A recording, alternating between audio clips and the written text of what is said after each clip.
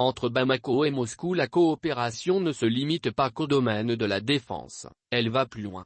Notre pays et la Russie viennent, en effet, de poser les jalons d'une coopération économique fructueuse avec la signature d'importants accords économiques lors du déplacement d'une délégation conduite par le ministre de l'économie et des finances Alouseni Sanou. La Russie compte fournir 60 000 tonnes d'hydrocarbures, 25 000 tonnes de blé et 35 000 tonnes d'engrais d'une valeur de 100 millions de dollars. La Russie fournira au Mali 60 000 tonnes d'hydrocarbures, 25 000 tonnes de blé et 35 000 tonnes d'engrais d'une valeur de 100 millions de dollars qui seront acheminées de Moscou à Bamako via le port de Conakry, a déclaré, mercredi, Alouseni Sanou, ministre de l'économie et des finances. À la suite de nos échanges, une première expédition de marchandises doit arriver à Bamako dans quelques semaines. Il s'agit de 60 000 tonnes de produits pétroliers, 35 000 tonnes d'engrais et 25 000 tonnes de blé, a fait savoir le ministre de l'économie et des finances.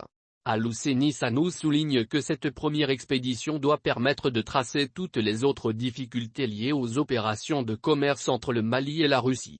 Nous devons vérifier si toutes les conditions sont effectivement réunies pour des envois de quantités beaucoup plus importantes et nous pensons que les premières commandes doivent atteindre un montant maximum de 100 millions de dollars. Autre acte posé dans ce domaine ? La visite du ministre des Affaires étrangères, et de la coopération internationale, Abdoulaye Diop, à la tête d'une importante délégation ministérielle malienne, comprenant ses homologues de l'économie et des finances, des infrastructures et des transports, et celui des mines, de l'énergie et de l'eau, en mars 2022. Au cours de cette visite, M. Diop a appelé la Russie à aider son pays pour assurer sa sécurité, défendre l'unité, l'intégrité territoriale et la souveraineté du Mali. Le chef de la diplomatie malienne s'est exprimé devant la presse avec son homologue russe, Sergueï Lavrov. Nous sommes là, pour réaffirmer notre volonté de travailler avec la Russie, pour le renforcement de notre coopération, parce que le Mali n'a rien à cacher en venant à Moscou. Je crois que c'est une relation qu'on fait au grand jour. C'est une relation qui n'est dirigée contre personne mais qui est censée prendre en charge les préoccupations des Maliens pour assurer leur propre sécurité, défendre l'unité, l'intégrité territoriale et la souveraineté du Mali, a déclaré le ministre Diop. Il a également indiqué qu'il s'agit aussi de renforcer la stabilité du Mali et trouver une relation gagnant-gagnant sur le plan économique et commercial. Nous sommes là, aussi, pour pouvoir trouver les voies et moyens nécessaires de donner une impulsion à cette coopération sur les questions de défense et de sécurité parce qu'aujourd'hui le Mali est en train de se battre pour sa survie. Il y a des plans de partition du pays qui existaient depuis longtemps et nous souhaitons que le Mali soit mis à l'abri.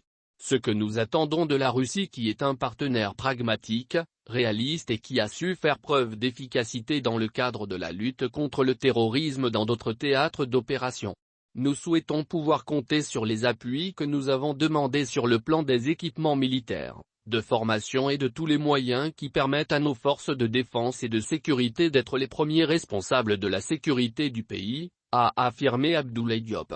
Pour sa part, le ministre des Affaires étrangères russe, Sergueï Lavrov avait déclaré : « Nous fournissons de l'équipement militaire et de la formation au cadre de l'armée malienne.